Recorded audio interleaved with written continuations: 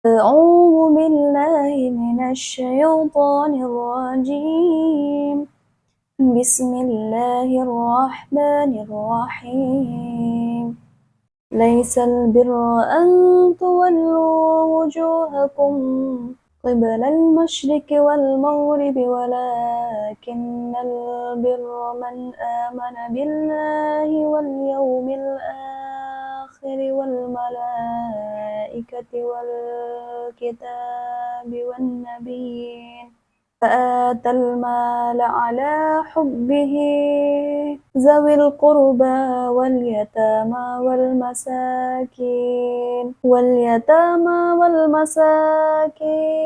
وابن السبيل والسائلين وفي الرقاب وأقام الصلاة وآتى الزكاة والموفون بعهدهم إذا عاهدوا والصابرين في البأساء والضراء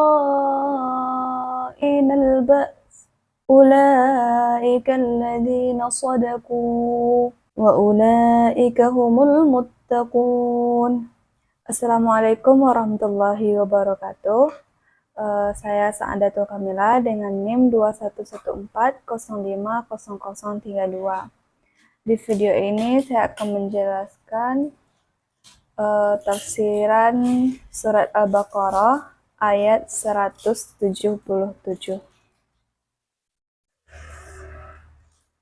Terlebih dahulu saya akan membahas arti per kata dari ayat ini. Bismillahirrahmanirrahim. Laisal birra, kebajikan itu bukanlah antuwallu, menghadapkan, wujuhakum, wajahmu, qibalal masyriqi, ke arah timur, wal maghrib, dan ke arah barat. Walakinnal birra, tetapi kebajikan itu, man amana, ialah kebajikan orang yang beriman, billahi, kepada Allah, wal yaumil akhiri, dan hari akhir, wal malaikati,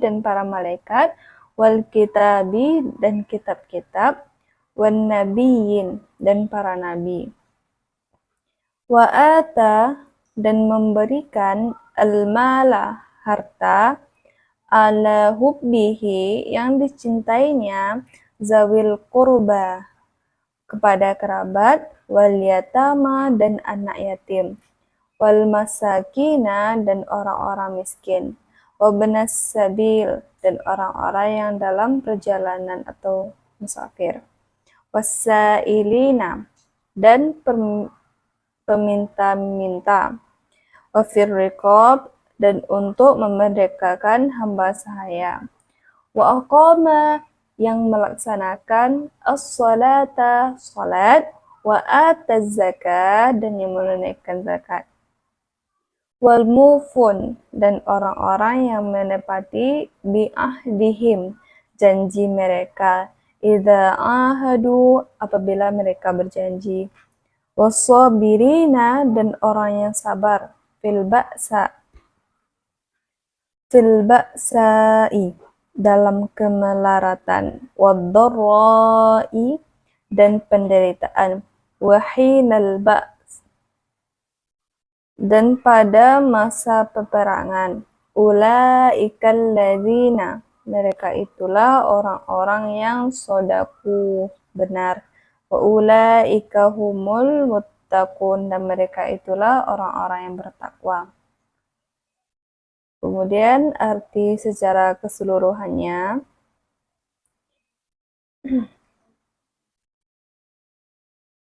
bukanlah menghadapkan wajah kamu ke arah timur dan barat itu suatu kebajikan, akan tetapi sesungguhnya kebajikan itu ialah beriman kepada Allah, hari kemudian, malaikat-malaikat, kitab-kitab, dan para nabi, dan memberikan harta yang dicintainya kepada kerabat, anak-anak yatim, orang-orang miskin, musafir dan orang-orang yang minta-minta, dan memerdekakan hamba sahaya, melaksanakan sholat secara sempurna, dan menunaikan zakat, dan orang-orang yang menepati janji mereka apabila mereka berjanji, dan orang-orang yang sabar dalam kesempitan, penderitaan, dan dalam peperangan.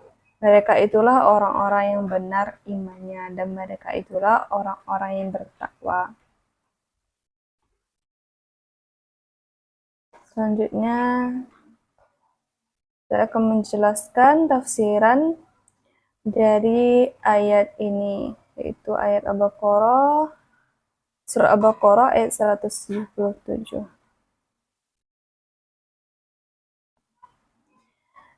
Yang pertama yaitu laisal birra an tuwallu wujuhakum qiblal masyriqi wal maghrib.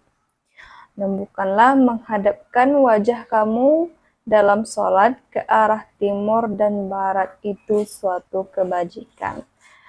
Nah, dalam kalimat ini maksudnya itu kebajikan atau ketaatan yang mengantarkan kepada kedekatan kepada Allah bukanlah dalam menghadapkan wajah dalam sholat ke arah timur maupun ke arah barat.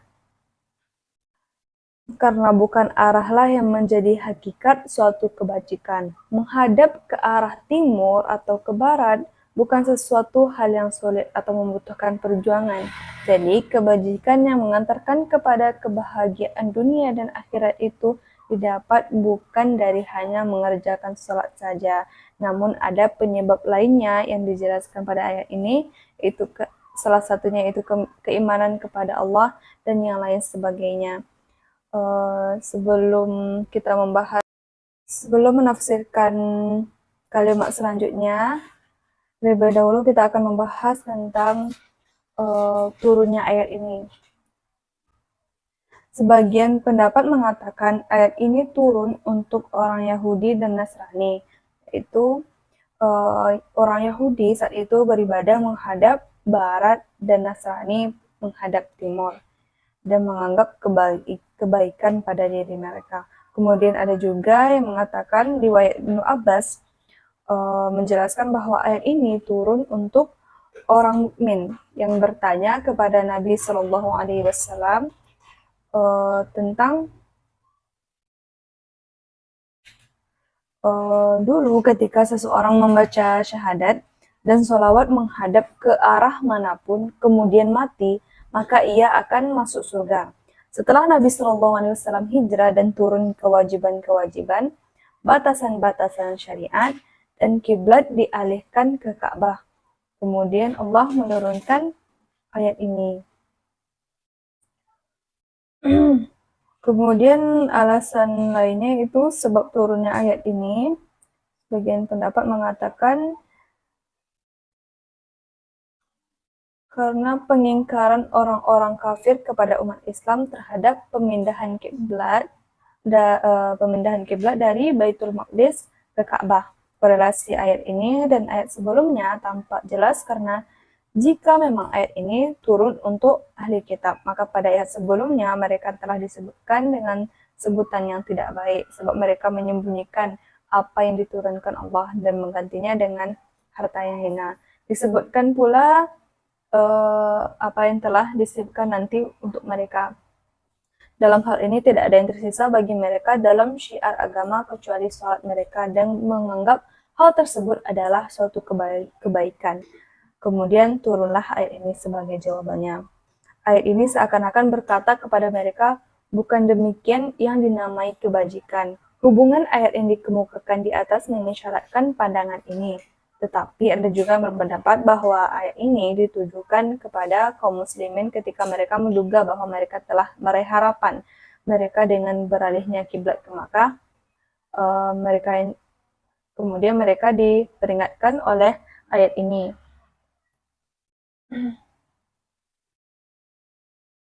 Ada juga yang menduga bahwa kebahagiaan telah diperoleh hanya dengan sekedar sholat dengan menghadapkan wajah ke arah yang ditetapkan Allah, yakni Ka'bah. Apabila posisinya ketika itu menjadikan Ka'bah berada di sebelah barat atau timurnya, tergantung posisi masing-masing. Bukan hanya itu maknanya. Bisa jadi ayat ini uh, bermakna kebajikan bukan didapat seperti itu. Jika sholat yang dilaksanakan hanya terbatas pada menghadapkan wajah saja tanpa makna dan kehadiran hatinya, bagaimana dengan orang yang tidak menghayati makna sholatnya? Apakah mereka juga akan mendapatkan kebajikan seperti halnya orang yang sholat dengan uh, menghadirkan hati dalam sholatnya? Kemudian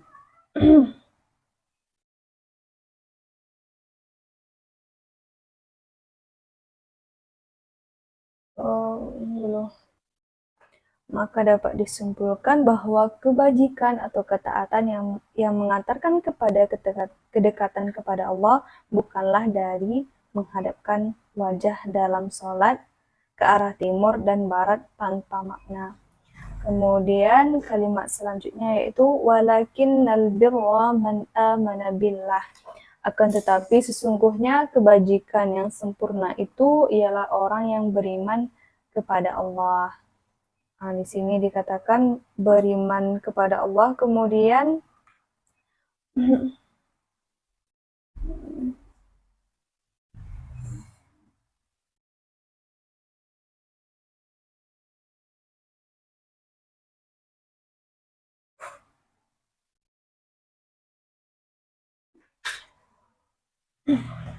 beriman kepada Allah dan juga hari kemudian yang sebenar-benarnya beriman sehingga meresap ke dalam jiwa dan membuahkan amal-amal yang saleh. Kemudian dikatakan juga beriman kepada malaikat-malaikat sebagai makhluk-makhluk Allah yang ditugaskan Allah dengan beraneka ragam tugas. Lagi amat taat dan sedikit pun tidak membangkang perintahnya. Kemudian juga percaya atau beriman kepada semua kitab-kitab suci yang diturunkan, khususnya Al-Quran, Injil, Taurat, dan Zabur yang disampaikan melalui para malaikat dan diterima oleh para rasul. Kemudian juga percaya kepada seluruh para nabi, yakni manusia-manusia pilihan Tuhan yang diberi wahyu untuk membimbing manusia.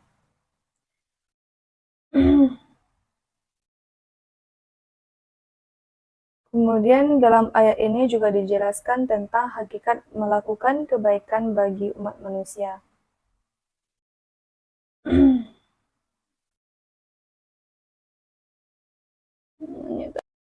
Selanjutnya yaitu dijelaskan contoh-contoh kebajikan yang sempurna itu. Seperti ayat ini menjelaskan bahwa kebaikan dapat diawali dengan beriman kepada Allah. Itu deh.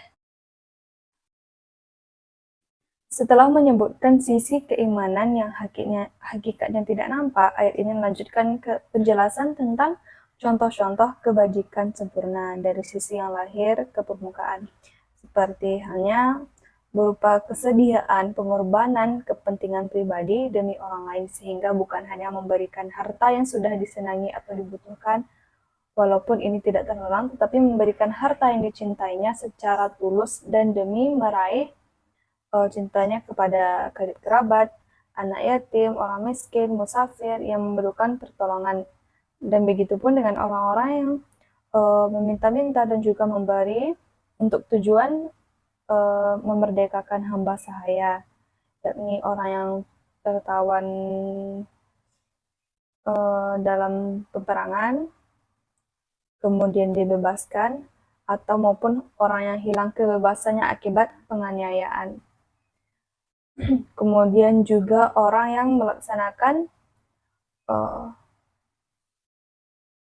kemudian contoh-contoh kebajikan lainnya yaitu tentunya untuk mendapatkan suatu kebajikan bukan hanya dengan sholat saja dan yang telah disampaikan sebelumnya, tapi juga dengan melaksanakan sholat secara benar sesuai syariat, rukun dan sunnah-sunnahnya. dan tentunya menunaikan zakat sesuai ketentuan dan tanpa menunda-nundanya. Setelah sebelumnya merupakan harta yang dicintainya selain zakat, dan orang-orang yang terus-menerus menepati janjinya apabila ia berjanji. Dan adapun yang amat terpuji adalah orang-orang yang sabar, yakni tabah, menahan diri, dan berjuang dalam mengatasi kesempitan, yakni kesulitan hidup, seperti krisis ekonomi, penderitaan, seperti penyakit atau cobaan. Orang yang tabah tersebut akan diberikan kemuliaan di sisi Allah. Kemudian, dalam ayat ini terdapat kalimat, yaitu sesungguhnya orang-orang yang demikian yang disampaikan sebelumnya adalah orang-orang yang bertakwa.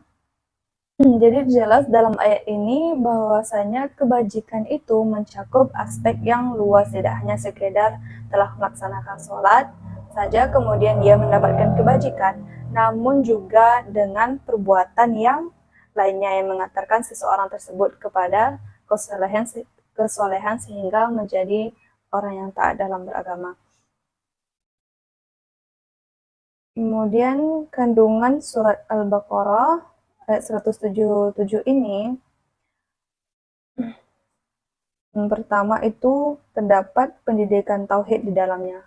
Pendidikan tauhid ini merupakan pendidikan yang paling mendasar karena aktivitas apapun tidak ada nilainya di sisi Allah jika tidak dilandasi dengan iman.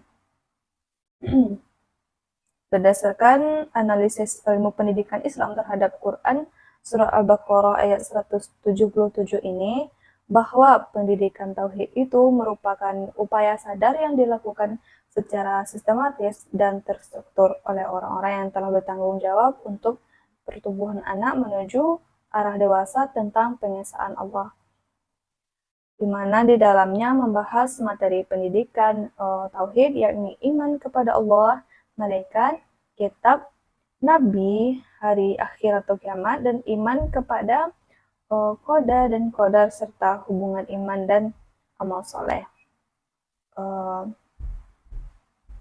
Ayat ini juga mengandung garis besar dan kaidah yang sangat dalam tentang pendidikan tauhid, bahwa kebaikan itu adalah iman, taat dan patuh kepada Allah.